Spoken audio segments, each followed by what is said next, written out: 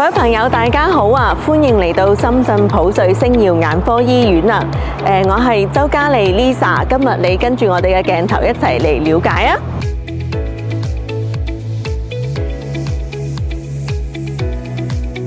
首先呢，我哋嚟到呢度掛號處啦，咁記得帶翻你嘅身份證啦同有效證件嘅。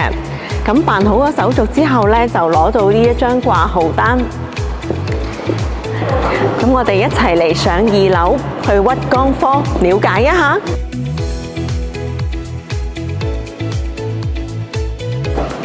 各位朋友，我哋嚟到屈光科啦。咁你係咪好想知道呢做近視手術呢有啲乜嘢嘅檢查項目，要幾耐㗎？咁我哋一齊嚟了解一下。下一步呢，我哋嚟到分診台呢一度呢，會做基礎檢查、視力嘅檢查同埋建檔嘅。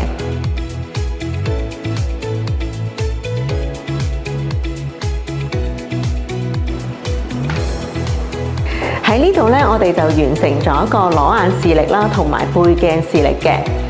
咁接下來呢，我哋就會嚟到呢度做一個電腦驗光同埋一個眼壓嘅。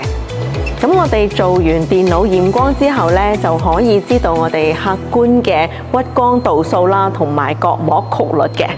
咁下一步呢，我哋就要做呢一個眼壓機啦。咁下一步呢，我哋就去綜合驗光咯喎。咁我哋就嚟到綜合驗光室呢度呢，去做綜合驗光啦。通過我哋綜合驗光儀嘅加減鏡片檢測，可以檢測到主觀嘅屈光度數，就可以準確咁測出度數。而視功能檢查係用於提升視覺質量同埋用眼識度嘅。咁接下來呢，我哋就去角膜地形圖啦。角膜地形圖3維眼前接分析儀檢測角膜嘅形態、厚度同前房空間。咁我哋做完角膜地形圖之後呢，就會做呢一個角膜嘅生物力學檢測啦。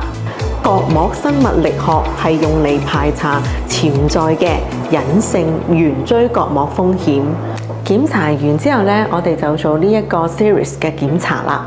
角膜地形圖可以獲得個性化嘅角膜形態數據，幫助定製專屬嘅手術方案。咁下面呢，我哋就去特檢區做剩低嘅檢查項目啦。然後我哋嚟查眼軸嘅長度、角膜內皮細胞嘅計數，評估返近視類型，分析角膜曲率同埋眼軸長度，檢測角膜內皮細胞嘅狀態、數量啦，係咪正常？完成晒啲檢查之後呢，我哋就嚟到呢一度呢散瞳啦。我哋瞳孔散開咗之後呢，就嚟到 OCT 室呢一度呢，去做一張超廣角嘅眼底照片啦，同埋 OCT 去睇返眼底啦，同埋視網膜病變嘅情況。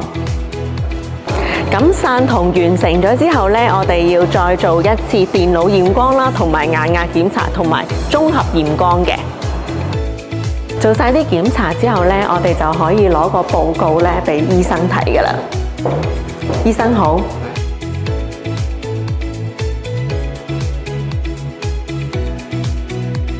唔該，醫生。咁咧，醫生咧最後咧會介紹翻一個咧適合我哋自己嘅手術方案啦。咁我哋成個檢查咧就已經完成咗㗎啦。希望呢一份指南咧可以幫到大家。最後祝大家有一個高清嘅視力。